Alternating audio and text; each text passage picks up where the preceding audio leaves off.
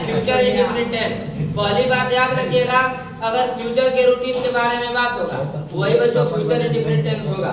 हमारी बात एकदम और अच्छे से सुनेंगे आप लोग। ये मैं क्या कह रहा हूँ कि देखिए बच्चों, अगर सब्जेक्ट आई और वी है फ्यूचर इंडेफिनिट टेंस में, तो हम बच्चों शैल का प्रयोग करेंगे। किसका प्रयोग करेंगे? और अगर बच्चों आई और वी को छोड़कर कोई भी दूसरा सब्जेक्ट है तो हम विल का प्रयोग करेंगे। किसका प्रयोग करेंगे? देखिए बच्चों, सब्जेक्ट वो होता है जो काम को करता है। काम को करने वाला बच्चों अगर मैं रहेगा चाहे हम रहेगा तो विल नहीं लगाएंगे, बल्कि क्या लगाएंगे? शैल लगाएंगे। आई वी के अलावा अगर सब्जेक्ट दूसरा कुछ है तो याद रखिएगा हम उसके लिए विल का प्रयोग करेंगे। किसका प्रयोग करेंगे? फिर वर्ब का बेस फॉर्म लिखेंगे, उसके बाद ऑब्जेक्ट लिखेंगे। हम क्या कह रहा हूँ बच्चों, अगर एक क्वेश्चन की बात करूं, हम भोजन दुकान पर खाते हैं, तो मैंने बच्चों आपको बताया कि पहले हमको सब्जेक्ट लिखना होता है, और सब्जेक्ट बच्चों जो काम को करता है वही है। तो भोजन खाने का काम हम कर रहे हैं, तो हम का अंग्रेजी क्या होगा? और याद रखिए बच्चों, मैंने आपको बताया आई और वी, आई और वी के साथ किसका प्रयोग होगा? तो वी शैल, वी। अब ये बताइए, शैल के बाद हम वर्ब का बेस फॉर्म लिखेंगे। वर्ब क्रिया क्या हो रही है? खाना ही तो क्रिया है। और खाना का क्या होता है? ईट। वी शैल ईट, भोजन है, क्या खा रहा है? भोजन। तो we shall eat the food, we shall eat the food. अब कहाँ खा रहा है? दुकान पर। दुकान एक पार्टिकुलर प्लेस है, तो इसके लिए हम एट का प्रयोग करेंगे। किसका प्रयोग करेंगे? Eight shop, eight shop. इसी तरह बच्चों अगर दूसरे क्वेश्चन की अगर मैं बात करूं, तुम गाना गाओगे, तो बताइए सब्जेक्ट तुम है तो तुम का अंग्रेजी मैंने यू लगाया। यू के साथ मैंने किसका प्रयोग किया? विल। क्यों ऐसा? क्योंकि सब्जेक्ट जब आई और वी नहीं रहेगा तो हम विल लगाएंगे। आई और वी को छोड़कर कुछ भी सब्जेक्ट रहेगा तो क्या लगाएंगे? विल। क्या लगाएंगे? तो यू विल। अभी बताइए गाना गाओगे, गाओगे यही तो वर्ब है। गाना का बच्चों होता है सिंग, क्या होगा? सिंग। गाना का लिखेंगे अ सॉन्ग, अ सॉन्ग।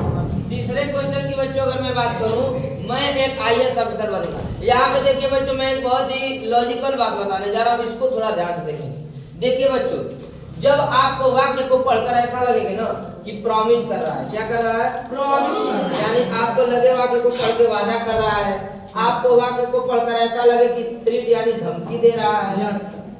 अगर आपको बच्चों वाक्य को पढ़कर ऐसा लगे कि यहाँ पे सलाह दे रहा है, और भी कुछ चीजें।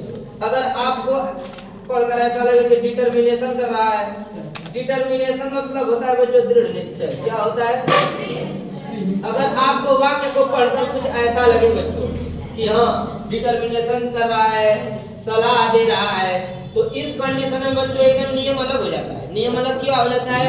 उस कंडीशन में बच्चों हम जो है आई और वी के साथ बच्चों विल का प्रयोग करते हैं। किसका प्रयोग करते हैं? और बाकी सब्जेक्ट के साथ शैल, बाकी सब्जेक्ट के साथ शैल। देखो हर कंडीशन में आई और वी के साथ शैल ही लगता है, लेकिन याद रखना जब वाक्य से तुमको पढ़कर इनमें से कुछ लग जाए कि हाँ प्रॉमिस कर रहा है, धमकी दे रहा है, सलाह दे रहा है, दृढ़ निश्चय कर रहा है, हाँ ऐसा वादा कर रहा है जो एकदम पूरा कर लेगा, तो आई और वी के साथ विल लगाएंगे। क्या लगाएंगे?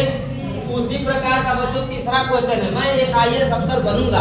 कोई है बच्चों जो एकदम उसके अंदर एकदम दृढ़ निश्चय कर रहा है, डिटर्मिनेशन कर रहा है, तो यहाँ पे हम आई के साथ क्या लगाऊंगा? विल लगाऊंगा। क्या लगाऊंगा? आई लगाऊंगा। और बच्चों आई के साथ किसका प्रयोग करूंगा? और बताओ बनने के लिए बच्चों हम वी का प्रयोग करेंगे। किसका करेंगे?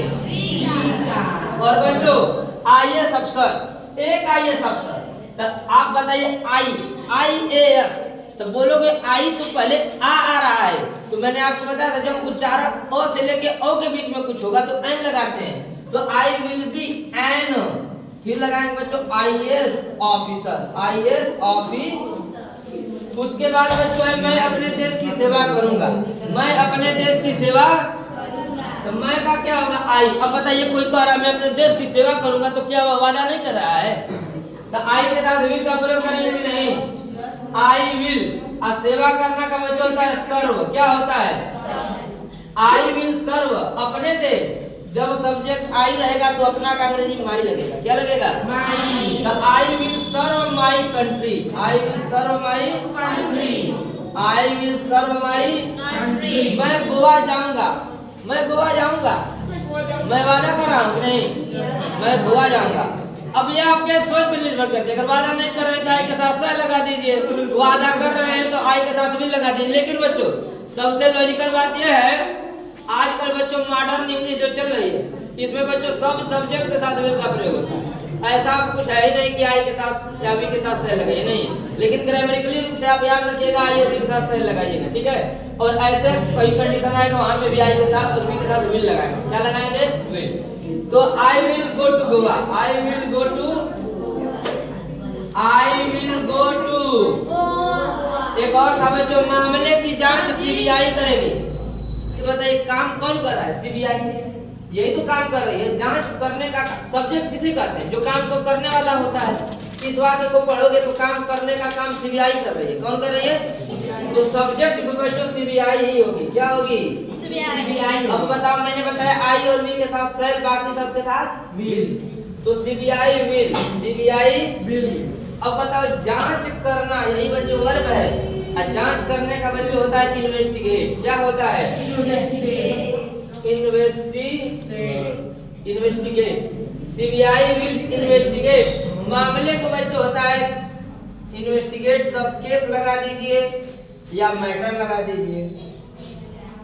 चलिए बच्चों, अब समझ में आया होगा उम्मीद कर रहा हूं।